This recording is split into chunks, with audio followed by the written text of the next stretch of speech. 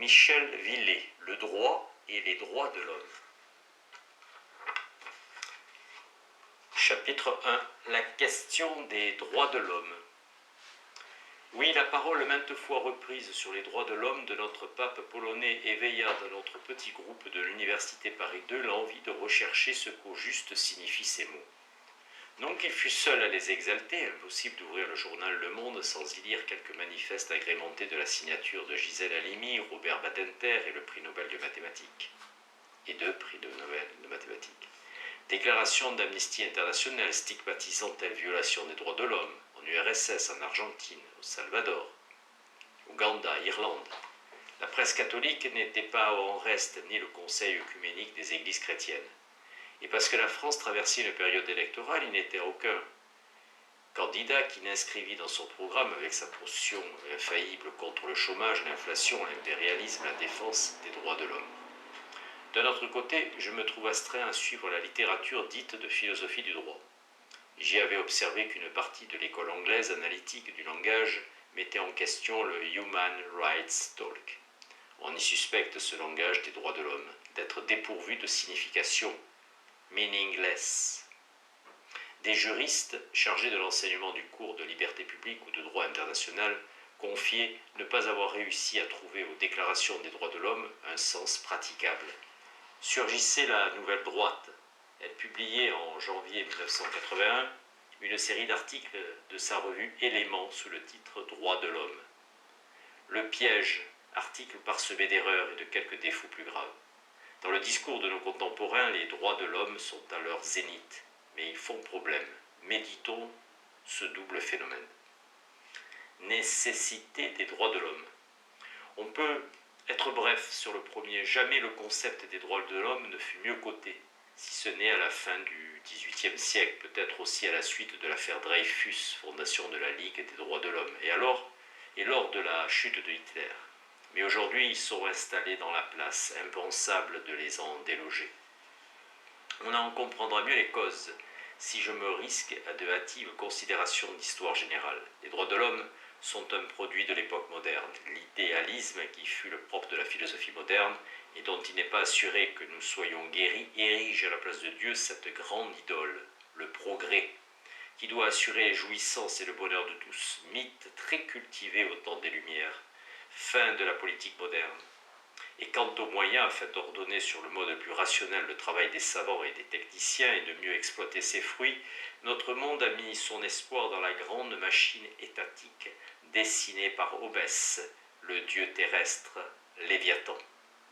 Désormais, tout l'ordre juridique procède de l'État et se trouve enfermé dans ses lois. C'est le positivisme juridique, philosophie des sources du droit qu'acceptent la plupart des juristes et qui les dispense en les soumettant à la volonté arbitraire des pouvoirs publics de la recherche de la justice.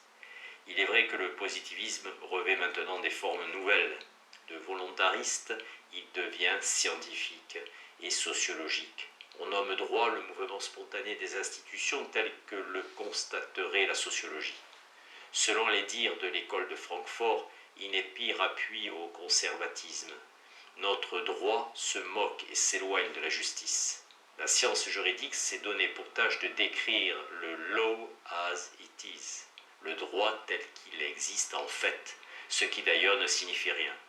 Sa fonction fut de légitimer sous le capitalisme libéral d'excessives inégalités, qui se perpétuent en de nombreuses régions du globe et diversement accentuées selon les pays et les époques, l'asservissement au pouvoir. Tout excès engendre son contraire. On ne saurait se résigner à l'installation du meilleur des mondes, ni se contenter du droit tel qu'il est. Au positivisme juridique, il fut besoin d'un antidote. Les modernes lui ont opposé la figure des droits de l'homme, tirée de la philosophie de l'école du droit naturel, dont à tort maintes théoriciens du XIXe siècle avaient annoncé la disparition. Parallèle à la production des codes des grands États modernes, puis à la prolifération des textes de plus en plus techniques, a vu le jour une autre espèce de littérature juridique, les déclarations des droits de l'homme. Cela commence aux États-Unis d'Amérique vers l'année 1776, puis vient le Manifeste de la Constituante et autres productions de la Première République française. De nouvelles versions enrichies lors des diverses révolutions du XIXe siècle. Après la dernière guerre mondiale, texte fondamental, la Déclaration universelle des Nations Unies de 1948 à laquelle fait suite la Convention européenne des droits de l'homme de 1950 et une série de préambules constitutionnels ou de traités qui s'y réfèrent. Elles furent, je le répète, une arme défensive en 1789 contre l'absolutisme prétendu de la monarchie capétienne, il n'est pas sûr qu'elle méritait ce qualificatif, ou en 1948 contre le fantôme de Hitler, contre les dictatures de tous bords. Généralement, un remède à l'inhumanité d'un droit qui a rompu ses amarres avec la justice. Qui se voudrait étranger à ces justes causes et n'aurait honte de se dissocier d'Amnesty International? Puisqu'aujourd'hui l'information est universelle, difficile d'ignorer le sort des morts de faim de Calcutta, des tortures du Salvador et des dissidents soviétiques. Il y a la Pologne partout, l'insuffisance des lois, les droits de l'homme seraient le recours. Cette idée relativement neuve est peut-être notre seul espoir d'arracher le droit à la sclérose et le seul instrument de son progrès. Pour la combattre, on ne trouverait que d'imbéciles réactionnaires. Le passif des droits de l'homme. Réactionnaires, nous le serons en bonne compagnie. Je ne fais pas allusion à la nouvelle droite avec les théories de laquelle je ne me sens pas d'atome crochu, mais la querelle des droits de l'homme n'est pas née d'hier. Elle a éclaté au lendemain de 1789, tandis que Paine en Angleterre, Kant en Allemagne, Fichte et le jeune Hegel, ils en sont plus tard revenus, s'enthousiasmaient pour les droits de l'homme de la Révolution française, Burke dénonçait leur malfaisance. Burke est aussi bien le défenseur des Américains et des populations indiennes contre les compagnies commerciales qui les exploitaient, un des premiers adversaires du colonialisme. Son témoignage mérite respect. Il fit remarquer que le texte de la Constituante sur le caractère inviolable et sacré de la propriété et le droit de tout homme à des garanties judiciaires n'ont pas empêché les confiscations des propriétés des ennemis de la Révolution, ni sauvé leur tête de la guillotine. À la même époque, Jeremy Bentham opinait que les droits de l'homme seraient des nonsenses. Et quant à l'Église catholique, le pape Pie VI qualifiait les 17 articles de la Déclaration française de contraires à la religion et à la société. La papauté ne s'est départie que tout récemment, depuis Jean XXIII et Paul VI, de cette réprobation. Il y eut la critique de Marx dans la question juive. On dira que ces attaques portaient contre les libertés formelles de 1789. Le droit naturel absolu des propriétaires et la liberté contractuelle qui servirent surtout à priver les masses ouvrières de leur propriété réelle et des moyens de discuter des clauses de leur contrat de travail. Mais je crains que l'argument ne porte contre les droits de l'homme substantiels présentement en faveur dans le monde socialiste. Convié en 1948 à la célébration du texte des Nations Unies, le philosophe italien Croce, fameux libéral, ne trouva rien à dire sinon qu'il était inepte. Petit a, les droits de l'homme sont irréels. Leur impuissance est manifeste. Que la Constitution française ou ses préambules proclament le droit au travail, il y a en France 1,5 million de chômeurs qui n'en sont pas plus avancés, et qu'on ait inscrit dans la charte prétendument universelle des Nations Unies des droits à participer aux affaires publiques, aux élections libres, aux loisirs, à la culture ainsi qu'à l'aisance, disons qu'au Cambodge ou dans le Sahel et dans les 3/4 des pays du globe, ces formules sont indécentes. Leur tort est de promettre trop. La vie, la culture, la santé égale pour tous, une greffe du cœur pour tout cardiaque. Il y aurait, rien qu'avec le droit de tout Français à la santé, de quoi vider le budget total de l'État français et 100 000 fois plus. Le dissident soviétique Boussovski s'est émerveillé de voir en Amérique proclamer le droit au bonheur. Quid, demandait-il, si le bonheur de M. X est de tuer sa femme? Les promesses des déclarations ont d'autant moins de chances d'être tenues que leurs formules sont incertaines, indéterminées.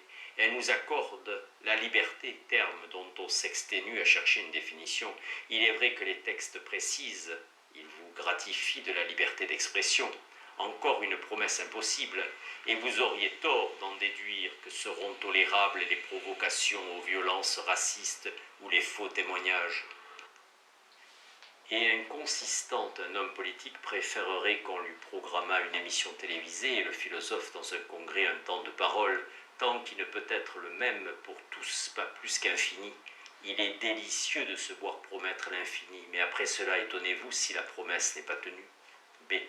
On répondra que les honnêtes gens ont des vues plus nobles et ne sont pas juristes. Les droits de l'homme ne sont pas droits au sens du positivisme juridique, mais un idéal, modèle de réalisation de la liberté individuelle. Pour Kant, la valeur juridique suprême est de l'égalité. Des optatifs, des projets d'action politique, des réformes de la société, de bonnes intentions, des purposes, ainsi les analystes anglais les ont définis. Encore faudrait-il qu'il s'agisse d'un programme sensé. Nous ne reviendrons pas sur ce cas d'ethnocentrique et d'utopique, le rêve d'universaliser the way of life américain. Le régime des élections libres des démocraties dites occidentales ne paraît pas exportable dans l'Ouganda. Ni sur les vices du régime égalitariste virtuellement contenu dans les droits de l'homme, rendre les femmes juridiquement identiques aux hommes, les bébés aux personnes âgées, les pauvres aux riches, serait détruire la richesse du monde et sa variété, un triomphe de l'entropie. Peut-être les vœux du socialisme vont-ils dans ce sens, c'est plutôt le résultat contraire que pour ma part j'attendrai de l'art juridique. De toute manière, le programme des déclarations est contradictoire. Elle collectionne une profusion de droits d'inspiration hétérogènes. Aux droits formels ou libertés de la première génération s'étant ajoutés des droits substantiels ou sociaux et économiques. Pour qu'ils soient droits de tous les hommes, sont codifiés les droits des femmes, des personnes âgées, des enfants, dans lesquels les ligues contre l'avortement incluront les droits du fœtus, des homosexuels, des piétons, des motocyclistes, chacun d'entre eux fractionné en ses composantes. Ainsi, du droit de l'homme au loisir, les Américains ont tiré une poétique droit au soleil, droit de chacun et de chacune à se faire bronzer sur quelques plages de Floride. Joignons-y le droit à la neige. Sur ce registre, l'imagination de nos contemporains est inépuisable. Elle a produit les espèces les plus farfelues, droit des jeunes à être eux-mêmes, et de façon plus générale le droit de chacun à sa différence. Il faudrait choisir. Supposer que soient pris au sérieux les droits liberté, la propriété et la liberté contractuelle, on aboutit à priver les masses laborieuses de leur droit au minimum vital, à ces monstrueuses et colossales inégalités dans le bien-être matériel qu'a produite le capitalisme. Sur ce point, la critique de Marx est difficilement réfutable.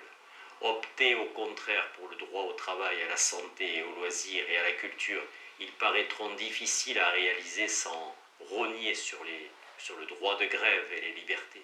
Comme les droits de l'homme formels ont quelques responsabilités dans la misère des prolétaires au XIXe siècle et jusque dans la traite des Noirs, les droits substantiels ont servi d'argument idéologique à l'établissement des régimes socialistes totalitaires. Une certaine littérature chrétienne progressiste cultive le rêve de réconcilier les droits de l'homme de 1789 et les droits sociaux et économiques, mais c'est la quadrature du cercle. Le droit à la sécurité ne sera jamais qu'un mot vide si par des mesures appropriées, telles la loi Perfit, ne sont renforcés les moyens d'action par de la police et limiter les garanties des justiciables. Le droit à la vie s'accorde mal à la liberté de l'avortement, le droit au mariage au droit au divorce, le droit de la femme à travailler ou du père contrariera le droit de l'enfant à l'éducation. Le droit au silence est difficilement compatible au droit à manifester dans la rue, etc. Et le droit à l'intimité à notre droit à l'information généralisée. Chacun des prétendus droits de l'homme est la négation d'autres droits de l'homme et pratiqué séparément est générateur d'injustice. Nous n'oublions pas que les droits de l'homme sont opératoires, qu'ils sont utiles aux avocats d'excellentes causes, protègent des abus du gouvernement et de l'arbitraire du droit positif. Si par impossible on rayait ce terme de notre vocabulaire, encore faudrait-il le remplacer par un autre moins inadéquat. Nous ignorons lequel. Tel est notre problème.